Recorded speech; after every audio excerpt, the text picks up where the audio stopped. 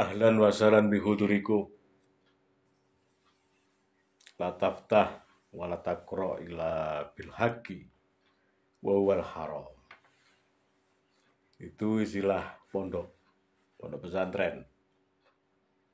La taftah, janganlah kamu buka wala taqra dan janganlah kamu baca. Ila bil haq, lawan kebenaran. Jadi kebenaran dalam kolbumu. Jadi ketika kamu membuka ayat itu harus sesuai dengan kolbun, hatimu. Ya. Apabila hatimu terbuka dengan bersih, ya, maka yang lain itu yang mendengarkan itu seperti mendapatkan hidayah. Itu cermin dari kolbun. Karena apa? Ketika kamu membuka, ketika kamu membaca, itu dengan kebenaran hatimu. Maka yang mendengarkan fatwamu, mendengarkan kata-katamu, orang itu akan seperti mendapatkan ketenangan dan keberkahan. Jika kamu mengeluarkan kata-kata ini dengan nafsumu, maka yang mendengarkannya ikut terpancing emosi. Ya. Bukan mereka itu menentang, tapi dia itu bisa melihat cerminmu. Kamu itu sebetulnya siapa? Kan? Lebih-lebih di akhir zaman seperti ini. Jadi banyak pertentangan, ya, saling menghujat, saling menjatuhkan di antara sesama muslim. Itu karena apa? Karena kebodohan. Karena Rasulullah SAW pernah bersabda, Sayyidun man halafau, wasyakiyun man ato'ahu. Bejo kemayangan wong kang nulayani kebodohan. Ya. Bejo kemayangan, atau beruntunglah orang-orang yang memerangi kebodohannya. Jadi melalui talibul ilmi, mencari ilmu. Jadi melawan kebodohan kita itu dengan talibul ilmi. Jadi bukan kita ini itu ceramah, ya, atau yang lain, ya. Tapi ya talibul ilmu itu diwajibkan bagi setiap muslim, dan itu wajib hukumnya. Wasakiyun man ata'ahu, dan orang itu akan hancur orang itu ketika mengikuti kebodohan.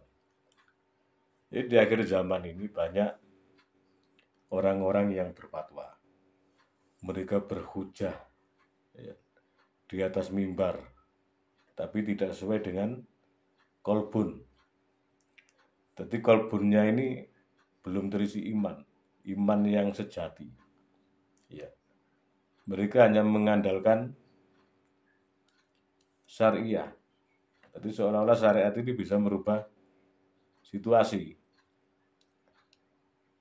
Padahal yang diwajibkan orang berdakwah itu satu, harus bisa mengontrol jiwanya, mengontrol hatinya, mengontrol amalnya.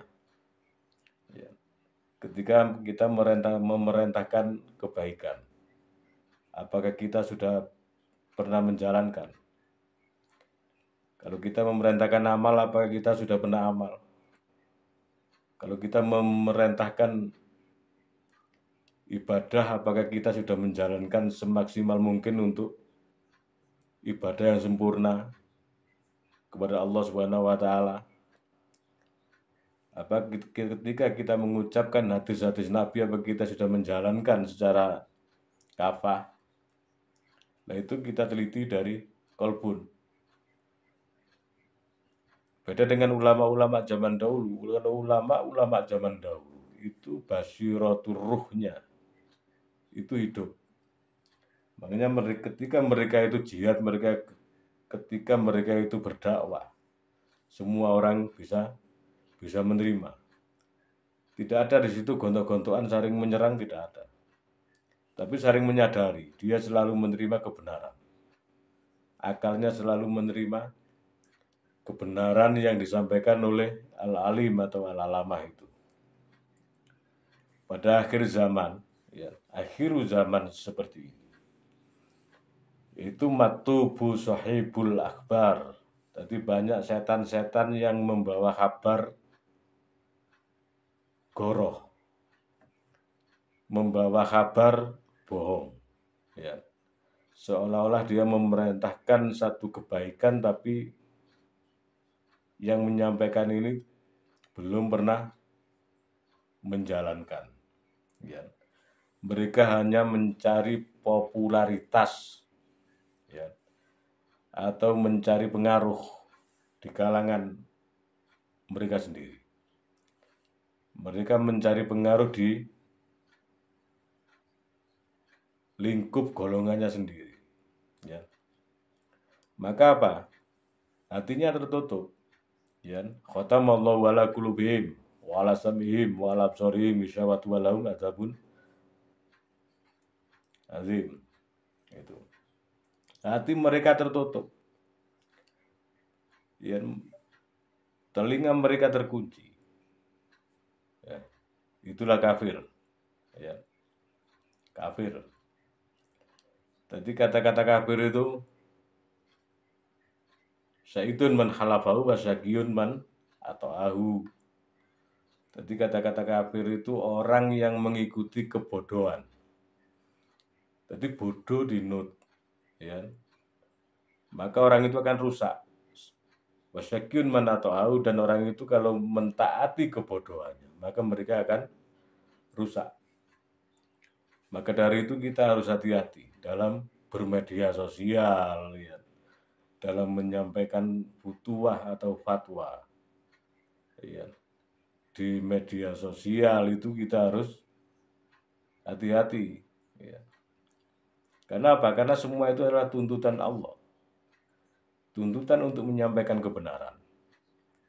Dan tuntutan untuk menjalankan apa yang diperintahkan oleh baginda Rasulullah SAW. Maka dari itu, matubu sahibul akbar. Setan-setan yang membawa kabar bohong. Jadi kidzbun atau kidzib itu goroh. Jadi orang-orang yang memerintahkan kebaikan tapi belum pernah menjalankan kebaikan itu sendiri. Mereka ragu dengan kualitas imannya kepada Allah, tapi sudah berani berfatwa atau berfutuwah. Dan itu diikuti oleh orang-orang yang mendengarkan. Sedangkan yang mendengarkan itu harus menilai, ya, harus menilai kesadarannya sendiri, ya. Mana yang manfaat dan mana yang tidak itu harus dipahami. Jadi kualitas iman kita itu dikarenakan itu karena thalibul ilmi, ya, karena ilmu. Tanpa ada ilmu maka kita akan muspro, kan itu kan. Kita akan percuma untuk menjalankan sesuatu amalan tanpa ilmu, kan itu kan. Maka dari itu kita diwajibkan untuk thalibul ilmi.